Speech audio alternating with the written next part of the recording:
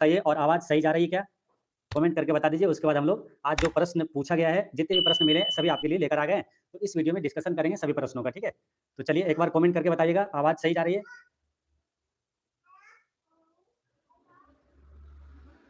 चलिए एक बार जल्दी से सभी लोग कमेंट कर दीजिएगा। और आप लोग का भी जिनका भी एग्ज़ाम सेकंड शिफ्ट में है या तो 21 तारीख को है, सभी लोग क्या है क्वेश्चन भेजा कीजिए, है ना? क्वेश्चन भेजेंगे आप तभी तो यहाँ पर क्या एनालिसिस करवा पाएँगे, है ना?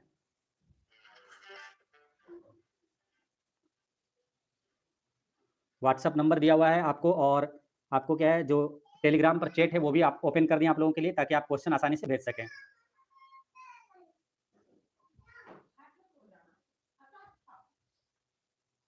चलिए।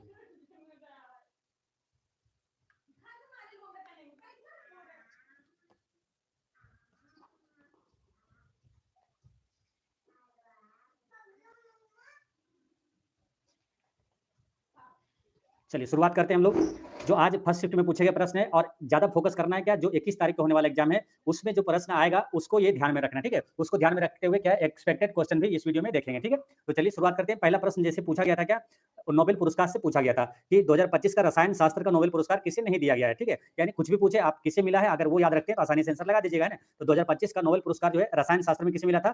तो कितागावा और रॉबसन और उमर एम यागी को मिला था, ठीक है? कितागावा, रॉबसन और एम यागी को दिया गया था, ठीक है? तो नोबेल पुरस्कार से प्रश्न आना शुरू हुआ। एक चीज आप गारंटी के साथ लिख लीजिए, जहां से प्रश्न आ रहा है जिस चैप्टर से, उस चैप्टर से रिलेटेड आपको आने वाले जो भी शिफ्ट है या तो 21 तारीख को निश्चित रूप से एग्जाम में पूछा जाएगा। इसलिए आप लोग का अभी यही काम है कि जो चैप्टर से पूछा गया प्रश्न बस उस चैप्टर को आप पढ़िए, ठीक है? जैसे नोबेल पुरस्कार से पूछा गया, खेल से पूछा गया, तो विद्रोह से पूछा गया तो आपको विद्रोह वाला सारा चीज पढ़ना है, ठीक है? तो वही चीज आप काम करिए, उसके बाद टाइम बचे तब एक्स्ट्रा चीज कुछ भी पढ़िए, ठीक है? तो रिलेटेड आपको टॉपिक पढ़ना है। जैसे नोबेल पुरस्कार है तो 21 तारीख वालों के लिए यहाँ पर नोबेल पुरस्कार के लिए आपको 2025 का एक बार रिवीजन के लिए आपको यहाँ पर लेकर आ गए हैं, ठीक है? तो यहाँ पर देखिए जो फिजिक्स में अगर पूछेगा अगर आने वाले एग्जाम में कि नोबेल पुरस्कार किसे मिला तो याद रखना क्या देखिए याद होगा एक बार ये आपको हम रिवीजन करवाते हैं ताकि आपको फायदा होगा, ठीक है? देखिए फिजिक्स में अगर पूछ दिया गया किसे नोबेल पुरस्कार मिला तो आंसर क्या लगेगा? जॉन क्लार्क है, डेबोरेट है और मार्टिनिस है। याद रखना है, एक एक शब्द या बस याद रखना है, क्लार्क, डेबोरेट, मार्टिनिस, क्लार्क, डेबोरेट, मार्टिनिस, ठीक है? फिजिक्स में नोबेल पुरस्कार मिला है इसको 2025 में। फिर केमिस्ट्री में किसे मिला ये तो पूछ लिया गया, कितागावा, रॉबसन और एम यागी। कितागावा, रॉबसन और एम यागी, है ना? क्वेश्चन रिपीट भी हो जाता है, नामों में से थोड़ा सा क्वेश्चन अलग कर देगा, इसलिए ध्यान रखना है। कितागावा, रॉबसन और एम यागी को नोबेल पुरस्कार जो है रसायन शास्त्र में मिला है। फिर बात करेंगे चिकित्सा का। चिकित्सा का नोबेल पुरस्कार किसे मिला है? तो मेडिसिन में मिला है, याद रखना है। किसको क्या है? मेरी ई ब्रोंका, यानी ब्रोंका से याद रखना है, रेम्सडेल और सकागुची। ब्रोंका, रेम्सडेल, सकागुची, ब्रोंका, रेम्सडेल और सकागुची यहाँ पर आंसर होगा, ठीक है? फिर क्या अर्थशास्त्र में अगर पूछे तो क्या लगाना? Mokyr, Philippe Aghion, Joel Mokyr, Philippe Aghion और Peter Howitt. Joel Mokyr, Philippe Aghion और पीटर हॉबिट होगा, ठीक है? तो यहाँ पर ध्यान रखना है। देखिए वीडियो को धैर्य से देखना है, जिनका एग्जाम अभी होने वाला है उसके लिए हम विशेष रूप से वीडियो बनाते हैं, ठीक है? इसे आप जो लोग आंसर देखने वाले हैं तो अगर आप यहाँ पर देख सकते हैं धैर्य लगाकर, लेकिन क्या है जो लोग जल्दबाजी नहीं करेंगे ना, क्योंकि हम खास करके वीडियो बनाते हैं जो होने वाला है, जो हो गया उसके लिए नहीं, है ना? जो हो गया वो तो ठीक है, आप आंसर मिला सकते हैं आराम से, धैर्य से, लेकिन जिसको फायदा हो, फायदे वाली चीज हम काम करते हैं, ठीक है? ऐसे नहीं बस आंसर गलती कुछ भी बता दिए, चल दिए, तो वो चीज हमारा काम नहीं है। हमारा काम है कि आपको फायदा हो, वो चीज हम काम करते हैं। लेट से आएंगे और सटीक आएंगे और बेहतर तरीके से आएंगे ताकि आपको फायदा हो, ठीक है? तो यहाँ पर बात करेंगे शांति। शांति का नोबेल पर इसका आंसर कैसे बनाना है कि मार के शांत कर देंगे। अगर पूछ लिया जाए शांति का तो मार के शांत कर देंगे, मारिया कोरिना होगा आंसर। क्या होगा? मारिया कोरिना होगा, ठीक है? 2025 का नोबेल पुरस्कार। फिर बात करेंगे साहित्य का। साहित्य का नोबेल पुरस्कार किसे मिला है? तो आंसर क्या लगाइएगा? तो ये मिला है क्रास्जना होरकोई को। याद कैसे रखना है? तो साहित्य हाथ से लिखते हैं तो हाथ से होर से रिलेट करना है। होरकोई क्या लगाना है आंसर? तो होरकोई आप ऑप्शन में ढूंढिएगा, ठीक है? क्या साहित्य का नोबेल पुरस्कार किसे मिला? होरकोई को दिया गया, ठीक है? तो ये चीज ध्यान रखना है। फिर आपसे पूछा गया था क्या 2011 की जनगणना के अनुसार बिहार की साक्षरता दर कितनी थी? तो कितना था? 61.80%। जो भी लगाए आपका आंसर सही है यहाँ पर, ठीक है? फिर आने वाले शिफ्ट के लिए क्या ध्यान रखना आपको? अगर आपसे पूछेगा पुरुष साक्षरता दर कितनी, तो 71.20% होगा, ठीक है? महिला साक्षरता दर पूछे तो 53 दशमलव कितना 57% होगा, ठीक है? ये चीज ध्यान रखना आपको, ठीक है? अगर सबसे कम पूछेगा साक्षर राज्य पूछेगा तो बिहार ही होगा, और सबसे अधिक साक्षर राज्य पूछेगा साक्षरता वाला तो कौन हो जाएगा? तो वो हो जाएगा केरल हो जाएगा, ठीक है? अच्छा बिहार में अगर पूछ देगा क्या सब सर्वाधिक साक्षरता वाला जिला कौन होगा? तो कौन होगा? रोहतास होगा। न्यूनतम साक्षरता वाला जिला कौन होगा? तो पूर्णिया होगा, ठीक है? इस एक्स्ट्रा फैक्ट मोस्ट इंपोर्टेंट याद रखना है, ठीक है? सारी चीजें आपको रिलेटेड आपको हम बताएंगे, ठीक है? बिहार के राष्ट्र कवि कौन है ये पूछा गया था क्वेश्चन। देखिए रामधारी दिनकर से दो प्रश्न आया था, ठीक है? एक तो पूछा था कि बिहार के राष्ट्र कवि किसे बोलते हैं? तो ये रामधारी सिंह दिनकर है, ठीक है? एक और प्रश्न आया था पुस्तक से इनसे पूछा गया था, ठीक है? आगे मिलेगा आपको। फिर क्या भारत के संविधान के अनुच्छेद 352 किससे संबंधित है? तो राष्ट्रीय आपातकाल से संबंधित है, ठीक है? अगर आपसे आपसे मिलान करने के लिए पूछा होगा, जैसे कि तीनों अनुच्छेद दे दिया है मान के चलिए, ठीक है? 352 है और एक क्या है 356 है और एक क्या है 360 है। तो तीनों के बारे में जानेंगे आप। 352 में क्या राष्ट्रीय आपात है, 356 में क्या है राष्ट्रपति शासन है, 360 में क्या है तो वित्तीय आपात है। देखिए जो राष्ट्रीय आपात है, तो ये कितनी बार लगा भारत में अब तक? 3 बार लगा। कब-कब लगा था मालूम है? 1962 और 1971 और 1975 में लगा था 3 बार, ठीक है? राष्ट्रपति शासन की बात करेंगे, सबसे पहले कहाँ लगा था? पंजाब में लगा था। बिहार में कितनी बार अब तक लगा है? तो 8 बार बिहार में अब तक लगा है और पहली बार कब लगा था? 1968 की बात है, उस समय नित्यानंद कानूनगो राज्यपाल थे और मुख्यमंत्री कौन थे? तो भोला पासवान शास्त्री थे, ठीक है? रही बात क्या लास्ट बार जो अगर पूछेगा राष्ट्रपति शासन बिहार में कब लगा था? 2005 में लगा था। रही बात क्या 360 यानी कि वित्तीय आपात है ना, पूछेगा वित्तीय आपात किस अनुच्छेद में? तो अनुच्छेद 360 में और वित्तीय आपात भारत में अब तक कितनी बार लगा? तो एक बार भी नहीं लगा है, ठीक है? तो ये सारी चीजें आपको ध्यान रखना है। फिर आगे बात करेंगे क्या संसद का अंग इनमें से कौन नहीं है? तो संसद का 3 अंग होता है, कौन-कौन होता है? तो आपको मालूम है एक राष्ट्रपति होता है, लोकसभा और राज्यसभा होता है, ठीक है? इसके अलावा जो भी ऑप्शन होगा वही आंसर हो गया होगा, ठीक है? तो राष्ट्रपति, लोकसभा और राज्यसभा होता है, संसद का अंग होता है, ठीक है? इनमें से लोकसभा निचला सदन बोलते हैं और राज्यसभा को ऊपरी सदन बोला जाता है, जबकि राष्ट्रपति संसद का एक अभिन्न अंग होता है और किसी भी सदन के सदस्य नहीं होते हैं, लेकिन उनके बिना कोई भी कानून पारित नहीं हो सकता है, ठीक है? एक चीज़ याद रखना है आपको, इसी से रिलेटेड अगर याद करना है, राष्ट्रपति किस अनुच्छेद में हो जाएगा? देखिए, राष्ट्रपति, लोकसभा और राज्यसभा, यहाँ से प्रश्न आया, तो आपसे आने वाली शिफ्ट में पूछे जाने की पूरी संभावना रहेगी। तो राष्ट्रपति पूछेगा किस अनुच्छेद में? अनुच्छेद 52 में। राष्ट्रपति पर महाभियोग किस अनुच्छेद में? अनुच्छेद 61 में। राष्ट्रपति क्षमादान की शक्ति अनुच्छेद 72 में। राष्ट्रपति महान्यायवादी की नियुक्ति करता है अनुच्छेद 76 में। देखिए, अनुच्छेद से 2 प्रश्न पूछा गया था, ठीक है? तो आने वाले शिफ्ट में या फिर आपको 21 तारीख की गारंटी के साथ आपको अनुच्छेद से फिर प्रश्न आएगा, ठीक है? तो इसलिए अनुच्छेद से सारा चीज़ आपको इंपोर्टेंट जो याद करना है। तो अनुच्छेद 76 में क्या हो जाएगा? राष्ट्रपति जो महान्यायवादी की नियुक्ति करता है। फिर अनुच्छेद बात करेंगे कब 148 है ना, इसमें क्या है सीएजी है जो कि भारत का नियंत्रक एवं मालिका परीक्षक होता है, वर्तमान में भी कौन है तो है संजय मूर्ति है, ठीक है संजय मूर्ति। महान्यायवादी कौन है आर वेंकट रमनी है, तो इसका नियुक्ति कौन करता है राष्ट्रपति द्वारा अनुच्छेद 148 के तहत नियुक्ति किया जाता है, ठीक है। फिर बात करेंगे राष्ट्रपति जो है अध्यादेश जारी करता है किस अनुच्छेद के तहत अनुच्छेद 123 के तहत, ठीक है। राष्ट्रपति को परामर्श लेने का अधिकार अनुच्छेद 143 के तहत है, ठीक है। ये सभी चीजें आपको ध्यान में रखना है। चलिए आगे बात करेंगे। अच्छा अगर आपसे पूछे लोकसभा, लोकसभा किस अनुच्छेद में, तो देखिए एक चीज आपको बताया संसद पूछे किस अनुच्छेद में, अनुच्छेद 79, राज्यसभा 80 और लोकसभा किस अनुच्छेद में, तो लोकसभा यहाँ पर बात यहाँ करें लिखेंगे क्या लोकसभा किस अनुच्छेद में, तो देखिए ये है 81 में। इस तरह से याद रखना है सरल, संसद राज्यसभा लोकसभा, संसद राज्यसभा और लोकसभा है ना, लोकसभा कितना हो जाएगा 81, राज्यसभा 80 और संसद हो जाएगा 79, ठीक है। अच्छा लोकसभा का गठन अगर आप पूछ देते आंसर क्या लगाइएगा, तो लोकसभा का गठन पूछे तो आंसर क्या हो जाएगा 1952 में हुआ था, ठीक है। राज्यसभा का गठन पूछे तो वो भी क्या होगा 1952 में होगा, ठीक है। राष्ट्रीय विकास परिषद का गठन 1952, सामुदायिक विकास कार्यक्रम की शुरुआत 1952 में हुआ था, ठीक है। चलिए नेक्स्ट क्या है, विद्रोह से प्रश्न आ रहा है, विद्रोह से सारी चीजें आपको पढ़ लेना है, ठीक है।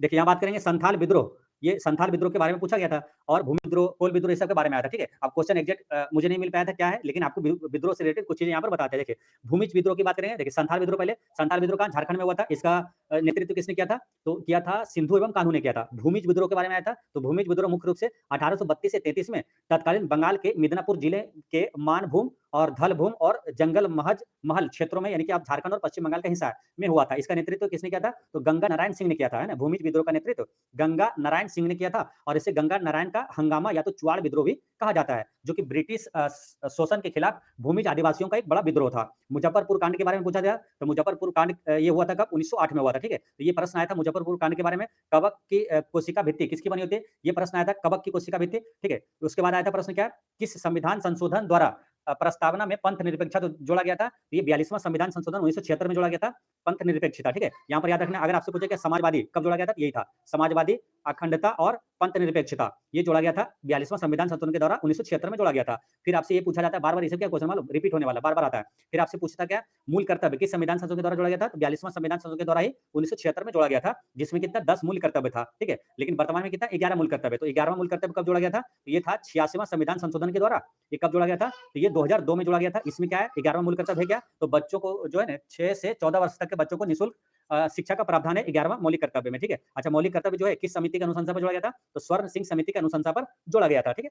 और मौलिक कर्तव्य पूछे मूल कर्तव्य किस भाग में, तो भाग आपको मिलेगा 4 के को में, है ना। 4 के को बोलिए या तो ए बोलिए, और अनुच्छेद 51 का ए में है, ठीक है।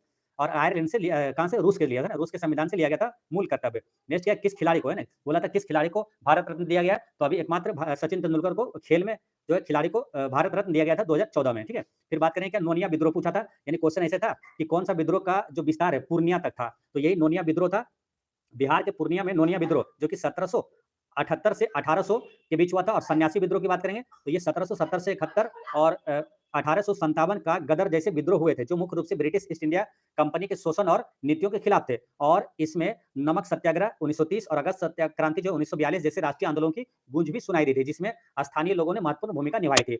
नेक्स्ट क्वेश्चन क्या आया था कि एससीओ का 10वां पूर्ण सदस्य कौन था? चलिए इसका आंसर बताइए, जो एग्जाम दिए थे क्या आंसर लगाए थे? एससीओ का 10वां पूर्ण सदस्य कौन था? चलिए जो लोग एग्जाम दिए थे बताइए आंसर इसका क्या है?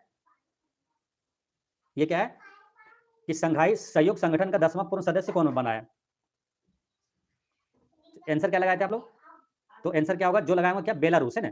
बेलारूस जो है आंसर लगाएंगे वही आंसर है, करेक्ट आंसर है। ठीक है। अच्छा एससीओ का जो है पूछेगा, देखिए एससीओ से प्रश्न आया तो इसलिए ध्यान रखना है, मोस्ट इंपोर्टेंट है कि आने की संभावना रहेगी। एससीओ का जो सम्मेलन है 2025 में कहाँ हुआ था? तो संघाई सहयोग संगठन का सम्मेलन 2025 में कहाँ हुआ था? ये हुआ था चीन के तियानजिन शहर में हुआ था। कहाँ?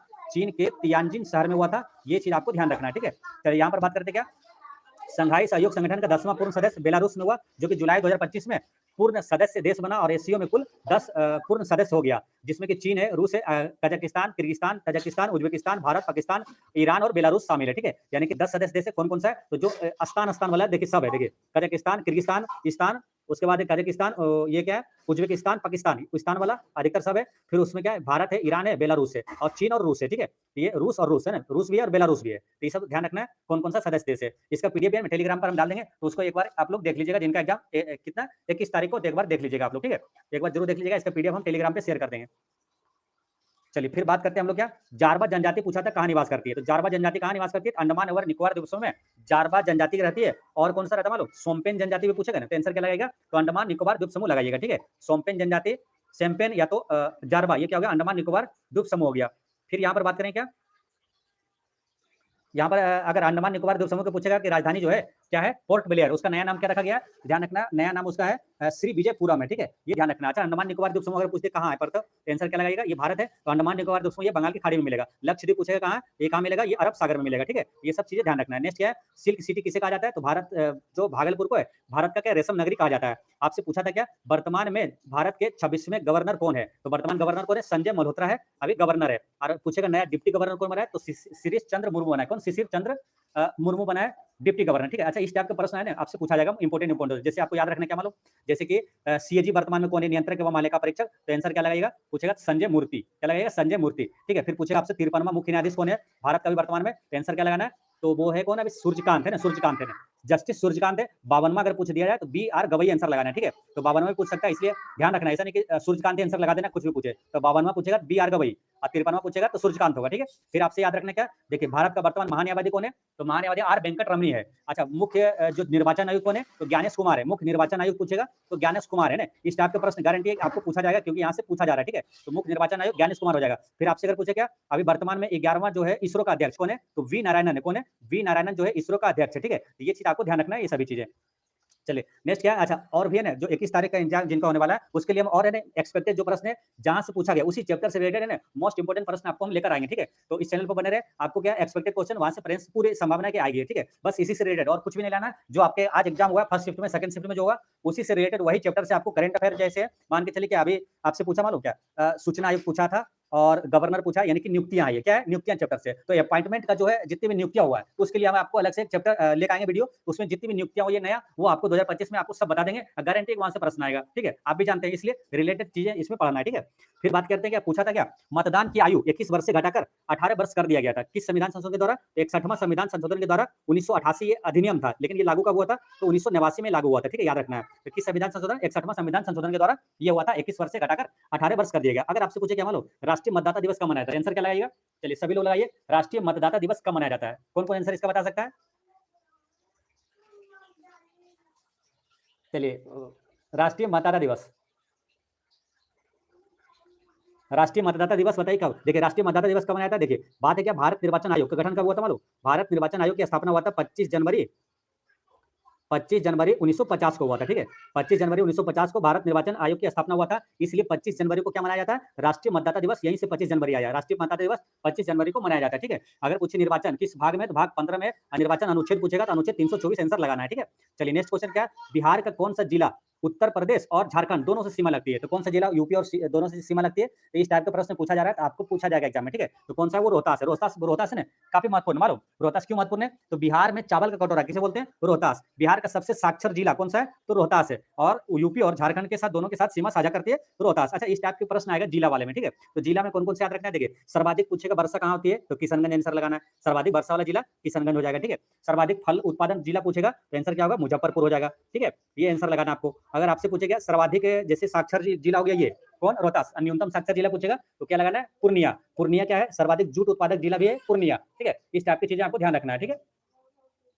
चलिए, अब बात करेंगे क्या, देखिए जो बिहार का जिला था ना रोहतास जो है, जो कि यूपी और झारखंड से लगती है। उसी तरह आपको मालूम क्या, उत्तर प्रदेश का एक जिला है कौन? सोनभद्र जिला, जो कि बिहार और झारखंड दोनों के साथ सीमा साझा करती है। साथ ही मध्य प्रदेश और छत्तीसगढ़ से भी जुड़ा हुआ है। और बिहार का रोहतास जिला भी यूपी और झारखंड दोनों से लगता है। ये दोनों जिले जो है ये 3 राज्यों की सीमा पर स्थित है, ठीक है। अच्छा, यहाँ पर क्या बात करेंगे? 21 तारीख वालों के लिए क्या बात करेंगे? पूछेगा मालूम क्या, कि नेपाल से कौन सा, बिहार का कौन सा जिला सीमा साझा नहीं करती है? जैसे बिहार का मैप अगर देखेंगे तो ये लगभग आयताकार है, ठीक है। तो कितने जिला सीमा साझा करती है नेपाल के साथ? कौन बताएगा आंसर? कौन सा, कितने जिला जो है नेपाल के साथ सीमा साझा करती है? तो आंसर क्या लगाना? 7 जिला है ना। बिहार का 7 जिला जो नेपाल के सीमा साथ साझा करती है, ठीक है। कौन कौन सा मालूम? तो यहाँ से क्या है, पश्चिम चंपारण से स्टार्ट होता है, ठीक है। इधर पश्चिम से स्टार्ट करेंगे, पश्चिम चंपारण, उसके बाद पूर्वी चंपारण, उसके बाद कौन है? हाँ, पश्चिम चंपारण, पूर्वी चंपारण, उसके बाद कौन है? चलिए बताइए कौन कौन सा जिला है? पश्चिम चंपारण, पूर्वी चंपारण, मधुबनी, सीतामढ़ी, मधुबनी है ना, यही है ना, सीतामढ़ी। उसके बाद है मधुबनी, उसके बाद उसके बाद कौन है? सुपौल, अररिया, किशनगंज है ना। सुपौल, फिर अररिया, और उसके बाद है लास्ट में इधर है किशनगंज, ठीक है। यही 7 जिला है ना, ठीक है। याद कैसे करना है? पश्चिम चंपारण, पूर्वी चंपारण, सीतामढ़ी, मधुबनी, सीतामढ़ी, मधुबनी, पश्चिमी चंपारण, पूर्वी चंपारण, ऐसे हुआ सीतामढ़ी, मधुबनी, सीतामढ़ी, जैसे सीतामढ़ी खत्म हुआ मो, फिर यहाँ से तुरंत मो, मधुबनी, सीतामढ़ी, मधुबनी, ठीक है। उसके बाद कौन है? सुपौल, अररिया, किशनगंज, सुपौल, अररिया, किशनगंज, ये 7 जिला है जो सीमा साझा करती है नेपाल के साथ। अच्छा, सबसे पूर्वी जिला पूछेगा तो आंसर क्या होगा? सबसे पूर्व में कौन सीमा साझा कर रही है? तो ये है किशनगंज, ठीक है। सर्वाधिक वर्षा कहाँ होती है? किशनगंज में होता है, ठीक है। ये सारी चीजें आपको ध्यान रखना है ना, चूकना नहीं। अगर पूछ लिया जाए तो मिस्टेक नहीं होना है ना। 7 जिला और किस कौन कौन से? सुपौल, अररिया, किशनगंज, हाँ गुड। यहाँ पर क्या मानसी कुमारी बहुत अच्छा यहाँ पर लिखे। तो 7 जिला और कौन कौन सा है? पश्चिमी चंपारण, पूर्वी चंपारण, सीतामढ़ी, मधुबनी, सुपौल और अररिया, किशनगंज सीमा साझा करती है। चलिए बात करेंगे नेक्स्ट क्वेश्चन का। तो बिहार पूछा था क्या मालूम, कि बिहार से उड़ीसा कब अलग हुआ? ये कब अलग हुआ था? देखिए, बिहार से उड़ीसा 1 अप्रैल 1936 को अलग हुआ था। जो भी लगाए आंसर क्या, 1 अप्रैल 1936 आपको करेक्ट है। और एक अलग प्रांत के रूप में अलग हुआ था जब भारत सरकार अधिनियम 1935 के तहत बिहार और उड़ीसा को 2 अलग अलग प्रशासनिक इकाइयों में विभाजित कर दिया था, ठीक है। ये अलग हुआ था बिहार से। अच्छा, बिहार से झारखंड कब अलग हुआ था? कौन आंसर बताएगा? तो देखिए, बिहार से झारखंड जो है ये अलग हुआ था 2000 ईस्वी में। 2000 ईस्वी में 3 राज्य बना था। कौन कौन सा? छत्तीसगढ़ और उत्तराखंड, है ना, उत्तराखंड और झारखंड, है ना। 3 राज्य जो है इसका स्थापना अगर पूछे कब हुआ था? 2000 ईस्वी में हुआ था। कैसे याद रखना है? छप्पर उरा झार के, छप्पर उरा झार के, छप्पर उरा झार के, यानी कि छत्तीसगढ़, उत्तराखंड और झारखंड, ये तीनों कब बना था? 2000 ईस्वी में बना था। 1 नवंबर को बना था छत्तीसगढ़, और उसके बाद क्या 9 नवंबर को उत्तराखंड, और 15 नवंबर को बना था झारखंड, ठीक है। चलिए नेक्स्ट क्वेश्चन क्या, बेस्टिल का पतन कब हुआ था? तो ये बात है फ्रांसीसी क्रांति की। फ्रांसीसी क्रांति कब हुआ था? 1789 में ना। तो ये बेस्टिल का पतन कब हुआ था? 14 जुलाई 1789, आपका करेक्ट आंसर है। फिर आपसे पूछा था क्या कि भारत के वर्तमान मुख्य सूचना आयुक्त कौन है? तो वर्तमान मुख्य सूचना आयुक्त कौन है? तो राजकुमार गोयल जो लगाए, आपका आंसर सही है, ठीक है। तो अगर आपसे पूछा क्या मानो, अगर आपसे पूछा होगा कि जो वर्तमान मुख्य सूचना आयुक्त है राजकुमार गोयल, ये किसके स्थान लिए? तो आंसर होगा हीरालाल समरिया। हीरालाल समरिया के स्थान पर ये नए बने कौन? राजकुमार गोयल, यहाँ पर करेक्ट आंसर है। नेक्स्ट क्वेश्चन आया था रामधारी सिंह दिनकर को उनके किस कृति के लिए ज्ञानपीठ पुरस्कार दिया गया है? तो किस कृति के लिए दिया गया? तो उर्वशी के लिए दिया गया। किसके लिए? उर्वशी के लिए ना। रामधारी सिंह दिनकर को उनकी प्रसिद्ध काव्य कृति उर्वशी के लिए वर्ष 1972 में, कब? 1972 में ज्ञानपीठ पुरस्कार से सम्मानित किया गया था, जो भारतीय साहित्य का सर्वोच्च सम्मान है ज्ञानपीठ पुरस्कार। अब देखिए ज्ञानपीठ पुरस्कार से आया, फिर आपसे पूछा गया क्या मालूम 2025 में ज्ञानपीठ पुरस्कार किसे दिया गया है? आंसर क्या लगाइएगा? 2025 में ज्ञानपीठ पुरस्कार किसे मिला है? तो वो मिला है विनोद कुमार शुक्ला को मिला है 59वां ज्ञानपीठ पुरस्कार। किसे मिला है? 59वां ज्ञानपीठ पुरस्कार, जो कि करंट अफेयर में याद रखना विनोद शुक्ला को मिला है। अब पहला ज्ञानपीठ पुरस्कार कब मिला था मालूम? ये देखिए ज्ञानपीठ पुरस्कार की स्थापना हुआ था 1961 में। अब पहला ज्ञानपीठ पुरस्कार मिला था 1965 में, किसे मिला था? जी शंकर कुरुप को मिला था, मलयालम के क्षेत्र में जी शंकर कुरुप को, ठीक है। और करंट अफेयर में क्या है? विनोद शुक्ला है, जो कि छत्तीसगढ़ का है। विनोद शुक्ला 59वां ज्ञानपीठ पुरस्कार दिया गया है। नेक्स्ट आपका क्या, महात्मा गांधी को चंपारण आने के लिए आमंत्रित किसने किया था? अब ये क्वेश्चन देखिए कब नहीं पूछा गया और कितनी बार पूछा गया, बीपीएससी हो चाहे बिहार के हर एग्जाम में पूछा जाता है, तो रिपीट होता है। बहुत ऐसे प्रश्न है जो कि बहुत हल्का रहता है, मान लो रिपीट होते रहता है, इसलिए कुछ चीजें याद रखना है आपको। हल्के चीजें आपको एग्जाम में आ जाता है, थोड़ा सा मिस करते हैं आपका नंबर कम आ जाता है, इसलिए हल्के हल्के चीजों को भी आपको याद रखना है, ठीक है। तो यहाँ पर क्या, राजकुमार शुक्ला ये चंपारण आने के लिए आमंत्रित किया था। आप देखिए यहाँ से आपको जो इंपोर्टेंट प्रश्न आता है बीपीएससी में हो चाहे बिहार में, सभी चीजें आपको यहाँ बताते हैं, ठीक है। देखिए बिहार देखिए पहला क्या है गांधी जी का पहला सत्याग्रह जो भारत में कौन सा था? ये चंपारण सत्याग्रह हुआ था। कब हुआ था? 1917 में। चंपारण आने के लिए गांधी जी को आमंत्रित किसने किया था? राजकुमार शुक्ला ने किया था। ठीक है? ये जो चंपारण आंदोलन था, ये किसके विरुद्ध था? तो ये था नील की खेती के विरुद्ध था। ठीक है? नील की खेती के विरुद्ध था। अब एक बार पूछा गया था एग्जाम बिहार बीपीएससी में क्या मालूम कि कितनी नील की खेती करना पड़ता था, है ना? तो जबरन कितना करना तो ऑप्शन में क्या था? जैसे दे दिया था 6/20 दे दिया, 3/10 दे दिया, 3/20 दे दिया, तो आंसर क्या हुआ? या तो इनमें से कोई नहीं। तो ये 3/20 कितना 3 कट्ठे की खेती करना पड़ता था। 20 कट्ठे पर 3 कट्ठे की खेती नील की खेती करना पड़ता था। ठीक है? तो इसी के विरुद्ध यानी कि किसानों द्वारा ये आंदोलन चलाया था और ये जो नील की खेती के विरोध ये आंदोलन हुआ था। अगर आपसे पूछा जाए क्या मालूम? जो गांधी जी सक्रिय रूप से भारतीय राजनीति में किस आंदोलन से भाग लिया था? ये चंपारण आंदोलन से ही भाग लिया था। अच्छा चंपारण आंदोलन के समय गांधी जी की जान किसने बचाई थी? कौन बता सकता है? चंपारण आंदोलन के समय गांधी जी की जान किसने बचाई थी?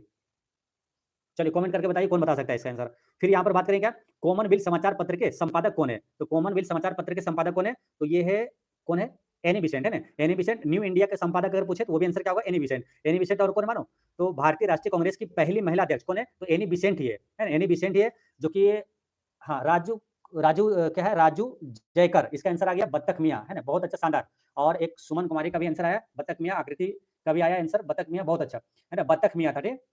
हाँ, खाना में रसोइया ने ज़हर मिला दिया था, लेकिन बत्तख मियाँ क्या है, वो अंग्रेज़ ही था, लेकिन क्या है, इसको बहुत अच्छे इंसान थे, गांधी जी को बता दिया था ये बातें। बहुत शानदार। चलिए, बत्तख मियाँ ने उनकी जान बचाई थी गांधी जी के। चलिए, एनी बेसेंट की और बात कर रहे थे हम लोग, तो भारतीय राष्ट्रीय कांग्रेस की पहली महिला अध्यक्ष एनी बेसेंट है, लेकिन भारतीय राष्ट्रीय कांग्रेस की पहले भारतीय महिला पूछेगा, तो आंसर क्या होगा? सरोजिनी नायडू होगा, ठीक है? ये चीज़ आपको ध्यान रखना है। होम रूल आंदोलन भी एनी बेसेंट ने शुरू किया था, बाल गंगाधर तिलक ने भी किया था, तो ये चीज़ भी ध्यान रखना है एनी बेसेंट से, ठीक है?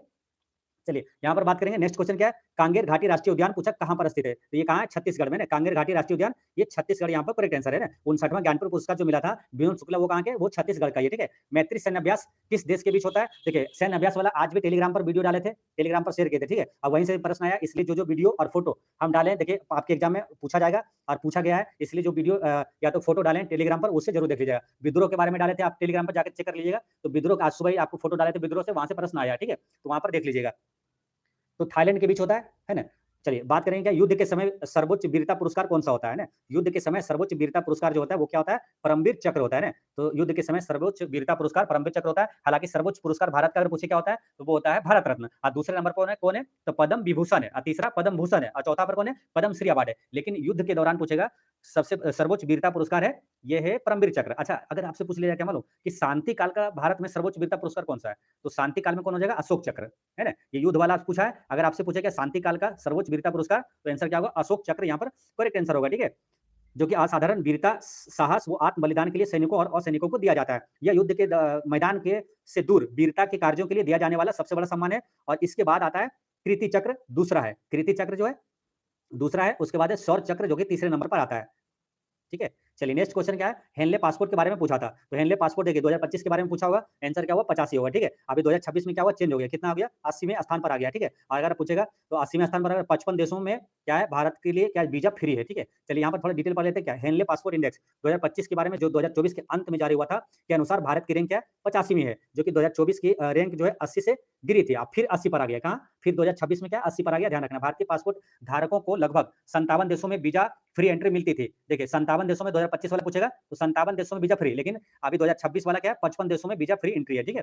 हालाँकि 2026 की शुरुआत में जारी नई रैंकिंग में 80वें स्थान पर भारत आ गया है। तो 2026 वाला पूछे तो 80वें स्थान पर आ गया, जो कि 2025 की तुलना में 5 स्थान का सुधार है। तो समझना क्या है? 2 चीज़ें, क्या 2025 वाला अगर पूछेगा तो 85 है और कितने देश फ्री? 57। 2026 वाला पूछेगा तो 80वें स्थान पर है, कितने देश में फ्री वीज़ा फ्री? तो 55 देश में, ठीक है? नेक्स्ट क्वेश्चन क्या है? बिहार के पहले गैर कांग्रेस मुख्यमंत्री कौन थे? तो आंसर क्या है? महामाया प्रसाद, जो भी लगा आंसर आपका सही है ना? बिहार के पहले गैर कांग्रेसी मुख्यमंत्री कौन थे? महामाया प्रसाद सिन्हा थे। देखिए बिहार के पहले गैर कांग्रेसी मुख्यमंत्री महामाया प्रसाद सिन्हा थे, जिन्होंने मार्च 1967 से जनवरी 1968 तक बिहार की पहली गैर कांग्रेसी सरकार का नेतृत्व किया था, जो राज्य के इतिहास में एक महत्वपूर्ण राजनीतिक बदलाव था। अच्छा, अगर आपसे पूछे क्या बिहार के पहले मुख्यमंत्री कौन थे? आंसर कौन लगाएगा इसका? बिहार के पहले मुख्यमंत्री कौन थे? ये तो क्या गैर कांग्रेसी। अगर पहले मुख्यमंत्री पूछ दे तो हाँ, पीडीएफ मिल जाएगा। वीडियो समाप्त होते ही पीडीएफ आपको मिल जाएगा। टेलीग्राम से जुड़ जाइए। टेलीग्राम का लिंक आपको वीडियो डिस्क्रिप्शन में और वीडियो के आपको क्या है कमेंट बॉक्स में भी हम पिन कर देंगे। वहाँ पे टेलीग्राम से जुड़ सकते हैं, ठीक है? चलिए श्री कृष्ण सिंह, सविता कुमारी का आंसर आ गया। श्री कृष्ण सिंह थे बिहार के पहले मुख्यमंत्री। अच्छा, श्री कृष्ण से एक और महत्वपूर्ण प्रश्न याद रखना, क्या मालूम? श्री कृष्ण सिंह जो थे सत्याग्रह आंदोलन के बिहार में पहले सत्याग्रही कौन थे? तो श्री कृष्ण सिंह ही थे, ठीक है? और दूसरे सत्याग्रही कौन थे? अनुग्रह नारायण सिंह थे। जबकि सेंट्रल में जो होता है, केंद्र में अगर पूछेंगे, पहले सत्याग्रही कौन थे? आचार्य विनोबा भावे। दूसरे थे कौन थे? तो पंडित जवाहरलाल नेहरू। और तीसरे सत्याग्रही कौन थे? ब्रह्मदत्त थे, ठीक है? ये सब चीजें ध्यान रखना आपको। चलो, यहाँ पर बात करेंगे नेक्स्ट क्वेश्चन क्या? राष्ट्रीय अंतरिक्ष दिवस कब मनाया जाता है? अब ये क्वेश्चन देखिए बार-बार बोलते थे पूछा जाएगा और ये पूछा गया है ना, राष्ट्रीय अंतरिक्ष दिवस, क्योंकि ये सब मोस्ट इंपोर्टेंट चीज़ है। राष्ट्रीय अंतरिक्ष दिवस कब? 23 अगस्त को मनाया जाता है। क्यों मनाया जाता है 23 अगस्त को? क्योंकि जो चंद्रयान 3 है, ये चंद्रमा की दक्षिणी ध्रुव पर ये लैंड किया था कब? 23 अगस्त 2023 को ये सफलतापूर्वक लैंड कर गया था, इसलिए मनाया जाता है, ठीक है? तो ये अंतरिक्ष से रिलेटेड प्रश्न हमेशा आता है, ठीक है? इसलिए यहाँ से रिलेटेड जो भी चीज़ें हैं, सभी आपको रिवीजन करना है, ठीक है? चलिए यहाँ पर बात करेंगे क्या मालूम? जैसे कि चंद्रयान 1 अगर पूछे आपको कब लॉन्च किया गया था, तब आंसर क्या लगेगा? देखिए चंद्रयान 1 जो है 2008 में लॉन्च किया गया था। चंद्रयान 2 कब लॉन्च हुआ था? 2019 में लॉन्च हुआ था। चंद्रयान 3 कब लॉन्च हुआ था? 2023 में लॉन्च हुआ था। 2023 में क्या हुआ कि ये 23 अगस्त 2023 को ये सफलतापूर्वक लैंड भी कर गया था। अच्छा, चंद्रयान 1 कहाँ से लॉन्च किया गया था मालूम है किसी को? चंद्रयान 1 कहाँ से लॉन्च किया गया था?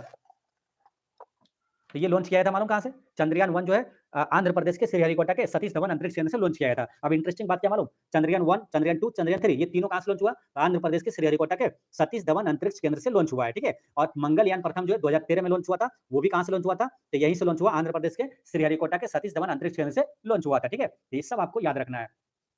चलिए बात करेंगे यहाँ पर कुछ अंतरिक्ष से रिलेटेड, जैसे इसरो का वर्तमान अध्यक्ष पूछेगा वी नारायणन और डीआरडीओ का अध्यक्ष पूछेगा तो आंसर क्या लगाना? समीर वी कामत लगाना है, ठीक है? नेक्स्ट क्वेश्चन क्या है? कैप्टन विक्रम बत्रा को कौन सा पुरस्कार दिया गया था? ये क्वेश्चन आया था, तो परमवीर चक्र दिया गया था, जो कि युद्ध काल के क्षेत्र में सर्वोच्च सम्मान है। अशांति काल के क्षेत्र में सर्वोच्च सम्मान कौन सा है? तो वो है अशोक चक्र, ठीक? कैप्टन विक्रम बत्रा को कारगिल युद्ध में उनकी असाधारण वीरता और सर्वोच्च बलिदान के लिए भारत के सर्वोच्च सैन्य सम्मान जो है सैन्य सर्वोच्च सैन्य सम्मान जो परमवीर चक्र, उन्हें मरणोपरांत सम्मानित किया गया था। नेक्स्ट क्वेश्चन आया था कि भारतीय संविधान के किस अनुच्छेद के तहत भारत की संचित निधि को गठित किया गया था? तो संचित निधि का आंसर आया था ऑप्शन आपका ये कि मतलब कि 266 जो अनुच्छेद जो लगाया आपका करेक्ट आंसर है। नेक्स्ट क्या है? अनुच्छेद 220 के बारे में पूछा गया था, क्या है भारतीय संविधान का अनुच्छेद 220 में क्या है? तो आंसर क्या है इसका? देखिए, इसमें क्या है कि उच्च न्यायालय यानी हाई कोर्ट के अस्थायी न्यायाधीश रह चुके व्यक्ति को कुछ न्यायालयों में वकालत करने से रोकता है, यही अनुच्छेद 220 में है। क्वेश्चन आया था क्या केप ऑफ गुड होप की खोज किसने किया था? तो देखिए, केप ऑफ गुड होप की खोज किसने किया था? पुर्तगाली यात्री बार्थोलोम्यो डियास ने किया था। आंसर क्या हुआ? तो जो लोग आंसर लगाए हैं क्या बार्थोलोम्यो डियास, यही आपका करेक्ट आंसर है। कब किया था? 1488 में किया था, ठीक है? अब देखिए यहाँ से जो प्रश्न है, यहीं से आपको इंपोर्टेंट चीजें बताते हैं, क्या मालूम? देखिए, भारत आने वाला पहला यूरोपीय देश कौन था? पुर्तगाली, है ना? पुर्तगाल था। अब पहला पुर्तगाली यात्री कौन था? वो था वास्को डी गामा। कौन था? वास्को डी गामा, ठीक है? जिस चैप्टर से जहाँ से प्रश्न आएगा, जिस टाइप का है, जिस लेवल का आएगा, उसी लेवल का सारी चीज़ें हम आपको बताएँगे। और आने वाले अभी क्या है, जो एक और वीडियो हम लाएँगे, यानी कि 21 तारीख के लिए जो मोस्ट एक्सपेक्टेड प्रश्न है, वो सब हम लाते रहेंगे, ठीक है? चलिए, यहाँ पर बात करेंगे वास्को डी गामा, ये पहला पुर्तगाली यात्री था। अच्छा, ये पूछा जाता है क्या मालूम? वास्को डी गामा भारत ये कब आया था पहली बार? ये 1498 में आया था। कहाँ पर आया था? केरल के कालीकट पर आया था। किसने स्वागत किया था इसका? तो जमोरिन ने इसका स्वागत किया था, ठीक है? दूसरी बार ये भारत कब आया था? तो 1502 में आया था। तीसरी बार ये भारत कब आया था? 1504 में आया था, ठीक है? पूछेगा एग्जाम में कि वास्को डी गामा दूसरी बार भारत कब आया था? आंसर क्या लगेगा? 1502 लगाइएगा, ठीक है? दूसरी बार 2, 1502 में आया था, ठीक है? अच्छा, वास्को डी गामा क्या पूछेगा? भारत की समुद्री मार्ग की खोज किसने किया था? तो वास्को डी गामा ने ही किया था, याद रखना है, ठीक है? नेक्स्ट क्वेश्चन क्या है? ओपन एआई का संस्थापक कौन है? ये प्रश्न आपसे पूछा गया था। तो ओपन एआई के संस्थापक कौन है? एलन मस्क और सैम ऑल्टमैन, है ना? सैम ऑल्टमैन अगर ऑप्शन में होगा, ये आंसर हो जाएगा, ठीक है? तो ये एलन मस्क और सैम ऑल्टमैन ने किया था ओपन एआई का संस्थापक। अगर आपसे पूछा होगा क्या मालूम? एआई का जनक किसे कहा जाता है? एआई का जनक में आंसर क्या हो जाएगा? John McCarthy. क्या होगा? जॉन मैकार्थी, है ना? जो कि इससे पहले आपको हम बता चुके हैं। जॉन मैकार्थी जो एआई का जनक है। अच्छा, एआई से प्रश्न पूछा जाता है, अभी हाल-फिलहाल के एग्जामों में देखा गया, मालूम क्या? जैसे रेलवे का एग्जाम जितना हो, या तो अभी देखिए बिहार दरोगा एग्जाम हुआ, इसमें पूछा ना, तो एआई से रिलेटेड अभी प्रश्न बहुत पूछा जाता है। तो बात करेंगे क्या मालूम? एआई से रिलेटेड कुछ चीजें, जैसे कि एआई पहले पूछेगा स्कूल भारत में कहां पर खोला गया? पहला एआई स्कूल कहां खोला गया? केरल में, केटी सिटी स्कूल उसका नाम है, केरल में खोला गया। भारत में पहला एआई विश्वविद्यालय कहां पर खोला जा रहा है? एआई विश्वविद्यालय अगर पूछेगा तो आंसर क्या लगाइएगा? महाराष्ट्र लगाइएगा, ठीक है? भारत में पहला एआई औद्योगिक शहर कौन सा स्थापित हो रहा है? कहां पर? तो ये हो जाएगा लखनऊ। कौन सा होगा? तो लखनऊ। यहाँ पर आंसर ध्यान रखना है, ठीक है? एआई से रिलेटेड ये सारी चीजें आपको ध्यान रखना है, ठीक है? और एआई का जो जनक पूछेगा तो आंसर क्या लगाइएगा? एआई का जनक हो जाएगा जॉन मैकार्थी हो जाएगा, ठीक है? एआई का फुल फॉर्म क्या होता है? तो आर्टिफिशियल इंटेलिजेंस होता है, यानी कि कृत्रिम बुद्धिमत्ता होता है। फ्रांस के वर्तमान प्रधानमंत्री कौन है? देखिए, अब यहाँ पर एक कंफ्यूजन है, कोई स्टूडेंट कह रहे थे वर्तमान पूछा, कोई बोल रहे थे 2024 वाला पूछा, तो यहाँ पर दोनों हम आपको आंसर बता देते हैं, ठीक है? जो भी पूछा होगा आंसर हो जाएगा। अगर आपसे 2024 वाला पूछा होगा तो आंसर क्या होगा? François Bayrou. क्या होगा? फ्रांकोइस बायरू जो लगाएंगे करेक्ट आंसर है, ठीक है? 2024 वाला पूछा होगा तो। अगर आपसे पूछा होगा वर्तमान वाला, तो क्या है? सिबास्टियन लेकोर्नु। क्या है? सेबास्टियन लेकोर्नु। अगर ये पूछा होगा, तो अगर आपसे ये पूछा जाएगा, ध्यान रखना है, अगर वर्तमान पूछा जाएगा तो आंसर क्या लगेगा? सेबास्टियन लेकोर्नु करेक्ट आंसर है, ठीक है? अच्छा, आप लोग क्या है मालूम, आप लोग जो है जो भी एग्जाम जिनका होता है, तो आप लोग टेलीग्राम पर मैसेज आप लोग जरूर करें, जो क्वेश्चन पूछा गया, या तो व्हाट्सएप नंबर भी है मेरा, है ना? ये आपको ध्यान रखना है। व्हाट्सएप नंबर है ना 798 764 और 3387, ठीक है? ये आपको ये व्हाट्सएप नंबर इस पे मैसेज करना है, जो भी क्वेश्चन पूछा जाएगा, ठीक है? तभी आप लोगों के लिए हेल्प कर पाएँगे और देखिए जितनी भी चीज़ें बताएँगे ना, ये सब मोस्ट इम्पोर्टेंट आने वाले जो बिहार के एग्ज़ाम है, उसमें भी आपको काम आएगा, ठीक है? क्योंकि एक्स्ट्रा चीज़ें सारी चीज़ें हम बताते हैं, ठीक है? तो ये सब चीज़ें आपको ध्यान रखना है और नेक्स्ट क्वेश्चन यहाँ पर हम लोग देखते हैं और मोटिव हैप्पी स्टडी चैनल जिनको टेलीग्राम नहीं मिलेगा तो मोटिव हैप्पी स्टडी है ना, motive happy study YouTube channel का भी नाम है और टेलीग्राम का नाम भी क्या है, मोटिव हैप्पी स्टडी है, याद रखना मोटिव हैप्पी स्टडी, ठीक है? चलिए यहाँ पर नेक्स्ट बात करेंगे क्या, पटना में आयोजित सरस मेला के बारे में पूछा था, तो इसका देखिए कुछ भी पूछा होगा सारी चीज़ हम बताते हैं। देखिए अगर पूछा होगा सरस मेला का आयोजन कहाँ हुआ? तो आंसर क्या होगा पटना। अगर पूछा होगा इसका मुख्य थीम क्या था? सभी चीज़ें हम यहाँ पर बताते हैं। देखिए पटना में क्या हुआ? आयोजित हुआ था सरस मेला 2025, ठीक है? कहाँ आयोजित हुआ? पटना में। ये उसका थीम क्या था? तो आत्मनिर्भर भारत बिहार की झलक और हुनरमंद हाथों से सजता बिहार। इसका थीम क्या था? अगर आपसे पूछा जाए नेक्स्ट जो शिफ्ट में कि सरस मेला का मुख्य थीम क्या था? आत्मनिर्भर बिहार की झलक और हुनरमंद हाथों से सजता बिहार इसका थीम था। जिसका उद्देश्य क्या था? तो ग्रामीण महिलाओं यानी कि जीविका दीदियों के सशक्तिकरण और उनके हस्तशिल्प उत्पादों को राष्ट्रीय मंच पर मंच प्रदान करना था। साथ ही इसे जीरो वेस्ट इन्वेस्ट के रूप में मनाया गया था। यानी कि ये 2 चीज़ें याद रखना है आपको। इसका उद्देश्य क्या था? तो ये था महिला ये जो ग्रामीण महिला यानी कि जीविका दीदियों को सशक्तिकरण और हस्तशिल्प और उत्पादों को राष्ट्रीय मंच प्रदान करना। इसकी थीम क्या था? आत्मनिर्भर बिहार की झलक और हुनरमंद हाथों से सजता। सरस मेला का आयोजन कहाँ हुआ था? तो ये पटना में हुआ था 2025 में, ठीक है? फिर क्या पूछा था क्या? हाजीपुर के पास गंगा में कौन-सी नदी मिलती है? तो कौन-सी नदी मिलती है? गंडक नदी जो है हाजीपुर के पास गंगा नदी में मिलती है, ठीक है? फिर यहाँ पर बात करेंगे क्या? तो यहाँ पर बात कर लें क्या? देखिए गंगा नदी जो है, ये गंगा नदी की बात करेंगे तो भारत की सबसे लंबी नदी अगर पूछे तो गंगा नदी है, ठीक है? गंगा नदी की लंबाई कितनी है? 2525 किलोमीटर है, ठीक है? अगर आपसे पूछे क्या बिहार में गंगा नदी कितने किलोमीटर बहती है? इसका आंसर कौन बता सकता है, ठीक है?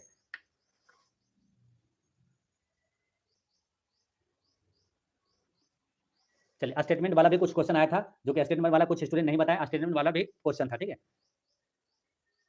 हाँ, क्या है सोनी शुभम इनका आंसर आ गया 445 किलोमीटर बिहार में गंगा नदी बहती है, बहुत अच्छा। आपका आंसर सही है 445 किलोमीटर बिहार में गंगा नदी बहती है। अब बिहार के कितने जिलों से गंगा नदी बहती है ये बता सकता है कोई? बिहार में कितने जिलों से गंगा नदी बहती है? चलिए कौन बताएगा इसका आंसर? अविनाश कुमार जी का आंसर आ गया और सोनी शुभम का भी आ गया, 12 जिलों से होकर बहती है, ठीक है? ये सब मोस्ट इंपोर्टेंट प्रश्न है, आपको याद रखना है, ठीक है? अच्छा गंगा अच्छा एक क्वेश्चन बहुत इंपोर्टेंट है कि एशिया का पहला गंगा डॉल्फिन अनुसंधान संस्थान कहाँ स्थापित किया गया? कौन बताएगा इसका आंसर? एशिया का पहला गंगा डॉल्फिन अनुसंधान संस्थान कहाँ स्थापित किया गया है? जो कि और एक चीज़ और भी ध्यान रखना आपको कि भारत का जो जलीय जीव नहीं, वो जो भागलपुर बता रहे हैं वो क्या मालूम? विक्रमशिला जो डॉल्फिन है वो है अलग है चीज़ है, ठीक है? डॉल्फिन अभयारण्य है वो, ठीक है? और यहाँ पर जो है एशिया का पहला जो है डॉल्फिन अनुसंधान संस्थान जो पटना में स्थापित किया है, जो कि आपका राकेश जी का आंसर सही आ गया है, ठीक है? और सविता कुमारी का भी आंसर सही आया है, सुजीत जी का भी आया है। चलिए यहाँ पर बात करेंगे और क्या? तो एशिया में क्योंकि पहला जो डॉल्फिन अनुसंधान संस्थान कहाँ स्थापित किया गया? तो किया है पटना में किया गया, ठीक है? हाँ, पटना के एनआईटी घाट पर हाँ, गुड। पटना विश्वविद्यालय के पास है, एनआईटी विश्व के पास, ठीक है? चलिए, अब बात करेंगे हम लोग क्या? क्वेश्चन नंबर आगे देखते हैं क्या? बिहार में जल जीवन हरियाली, ये पूछा गया था क्वेश्चन क्या? बिहार में जल जीवन हरियाली मिशन, बिहार सरकार के ग्रामीण मतलब किस मंत्रालय के अंतर्गत आता है? यही क्वेश्चन आया था क्या मालूम? कि बिहार में जो है जल जीवन हरियाली मिशन जो है, ये किस मंत्रालय के अधीन ये कार्य करता है? तो इसका आंसर क्या हुआ था? ग्रामीण विकास विभाग के अंतर्गत ये कार्य करता है, ठीक है? तो आंसर क्या हुआ था? जो भी आंसर लगाया क्या? ग्रामीण विकास विभाग यही आंसर है।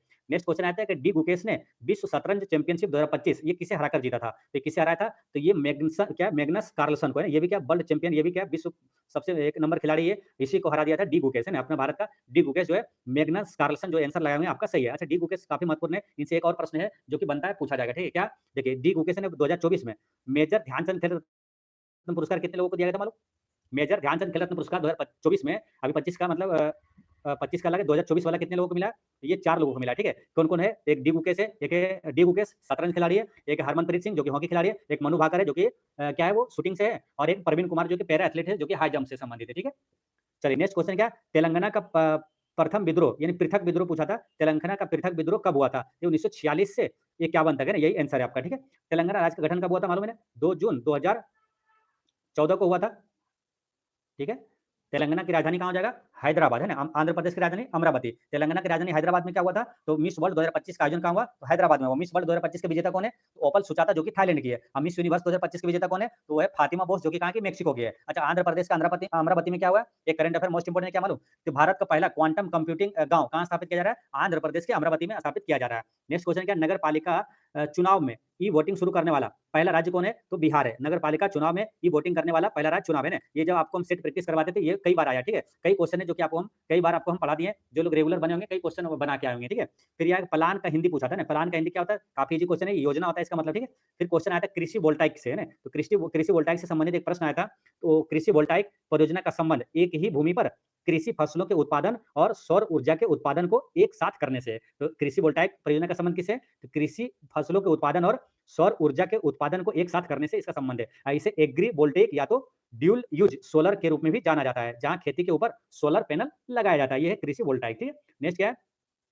बेकिंग सोडा के बारे में प्रश्न आया था, मालूम क्या आया था कि बेकिंग सोडा का यूज किसमें नहीं होता है, ये पूछा था आपसे, ठीक है? आपको हम कितनी बार बताया कि बेकिंग सोडा और जो बेकिंग सोडा होता है, एक होता है वॉशिंग सोडा। ये हर एग्जाम में हर बार प्रश्न आता है, सबसे ज्यादा रिपीट होने वाला ये सब प्रश्न है। इसका सूत्र कभी पूछ देगा, इसका उपयोग पूछ देगा कभी, है ना? इसको क्या बोलते हैं पूछ देगा, ठीक है? तो बेकिंग सोडा और जो धोवन सोडा, ये दोनों के बारे में आपको हम बताते हैं यहाँ पर, ठीक है? देखिए बेकिंग सोडा क्या बोलेंगे, इसका जो बेकिंग मतलब ऐसे रखना है, ये खाने वाला सोडा होता है। क्या खाने वाला सोडा है, इससे ऐसे रेट करना है कि ये इसका नाम क्या मालूम, रासायनिक नाम सोडियम बाइकार्बोनेट। देखिए वो से रेट करना है सभी चीजें।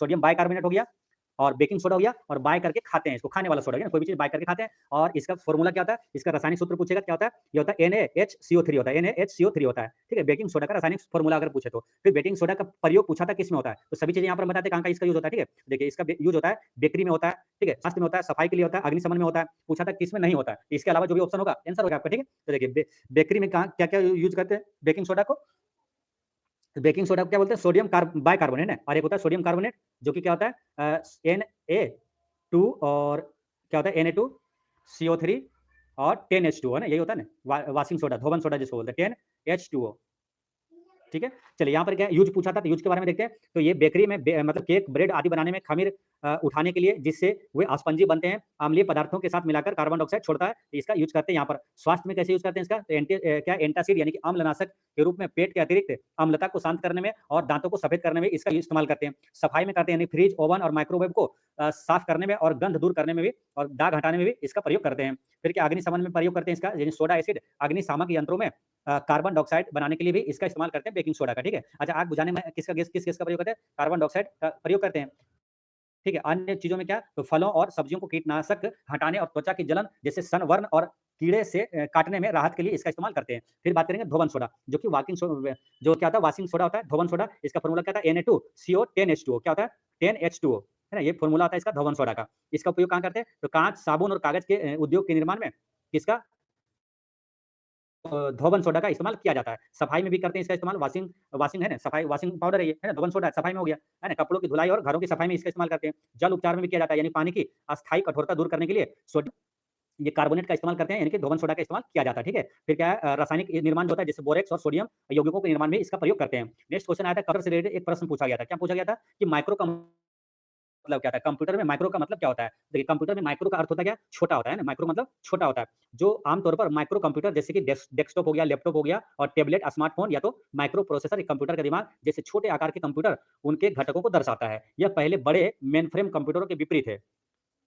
और उसके बाद क्या है? हालाँकि अब यह शब्द जो व्यक्तिगत कंप्यूटरों के लिए आम है, माइक्रो एक उपसर्ग है जो ग्रीक शब्द मिक्रोस से आया है, जिसका अर्थ क्या होता है? छोटा या तो 10 मांस होता है। नेक्स्ट क्वेश्चन आता है कि ट्रांसफर का हिंदी पूछा था, तो ट्रांसफर का हिंदी होता है स्थानांतरण, क्या होता है? ट्रांसफर, है ना? तो ये स्थानांतरण होता है, और या तो हस्तांतरण बोल सकते हैं या तो तबादला बोल सकते हैं, ठीक है? जिसका मतलब किसी व्यक्ति को या तो जानकारी को एक जगह से दूसरी जगह ले जाना, बदलना या सौंपना है, जिससे नौकरी का तबादला होता है, पैसे का हस्तांतरण होता है, या तो सामान का एक जगह से दूसरी जगह पर ले जाना। फिर क्या आपसे पूछा गया था शायद, क्या भारत की समुद्री सीमा कितनी है? समुद्री सीमा 16.6 किलोमीटर आपका करेक्ट आंसर है, ठीक है? लेकिन यहाँ पर एक थोड़ा-सा चीज़ पढ़ना है, क्या मालूम? देखिए भारत की समुद्री तट जो रेखा है की लंबाई नई और सटीक माप 2024 जिसके अनुसार अगर पूछेगा, तो इसके अनुसार कितना 11,098.81 किलोमीटर है, जो कि पहले की 75-16 किलोमीटर की माप से लगभग 48% अधिक है। तो 2024-25 अगर नई डाटा के अनुसार पूछेगा, तो 11,098 किलोमीटर होगा। यह वृद्धि जो है उच्च रेज़ोल्यूशन मैपिंग तकनीक और द्वीपों को शामिल करने के कारण हुआ है, जो कि गुजरात की तटरेखा सबसे लंबी है ना, जो लगभग 340 किलोमीटर है। सबसे छोटी तटरेखा किसका है? गोवा का है। नेक्स्ट क्वेश्चन क्या था कि डेटा गोपनीयता दिवस, ये इसका मुख्य थीम क्या था? तो डेटा गोपनीयता दिवस का थीम क्या था? तो इसका था कि अपने डेटा पर नियंत्रण रखना। इसका थीम क्या था? अपने डेटा पर नियंत्रण रखना, ये आपका करेक्ट आंसर हुआ था, ठीक है? अगर आपसे नेक्स्ट शिफ्ट में पूछा जाए क्या? डेटा गोपनीयता दिवस ये कब मनाया जाता है? तो 28 जनवरी को मनाया जाता है डेटा गोपनीयता दिवस। देखिए 28 जनवरी को क्या हुआ? डेटा गोपनीयता दिवस। राष्ट्रीय विज्ञान दिवस का होता है, तो 28 फरवरी को राष्ट्रीय विज्ञान दिवस मनाया जाता है ना, दोनों एक साथ रिलेट कर लेंगे। नेक्स्ट क्वेश्चन आया था क्या? हाउडी मोदी रैली किस देश में हुआ? कई लोग स्टूडेंट लोग बता रहे थे हल्ला मोदी, तो हल्ला मोदी नहीं होगा, ये हाउडी हाउडी मोदी होगा ना। हाउडी मोदी रैली जो किस देश में हुआ था? ये अमेरिका में हुआ था। कहाँ? अमेरिका यहाँ पर करेक्ट आंसर है, ठीक है? तो दोस्तों इस तरह से आपका 18 जनवरी 2026 को पूछा गया शिफ्ट का आपको हम बता दिए, ठीक है? मतलब कि जो फर्स्ट शिफ्ट में पूछा गया सभी प्रश्न बता दिए। अब सेकंड शिफ्ट का वीडियो हम लेकर आएँगे, ठीक है? तो आप लोग इस चैनल पर बने रहे, सारी चीज़ें आपको मिलेगा, ठीक है? 21 तारीख वालों के लिए हम जो मोस्ट इम्पोर्टेंट और एक्सपेक्टेड प्रश्न है, हम मेहनत करके आपको लाएँगे, ठीक है? तो इसलिए आप लोग चैनल पर बने रहें। 21 तारीख वालों के लिए ज़रूर है कि जो रिलेटेड क्वेश्चन है और जिस टॉपिक से, जिस चैप्टर से आए, वही टॉपिक और चैप्टर से जो महत्वपूर्ण प्रश्न है, वो सभी लेकर हम आएँगे, ठीक है? चलिए, मिलते हैं नेक्स्ट वीडियो में। पढ़ते रहें, मुस्कुराते रहें। जय हिंद दोस्तों।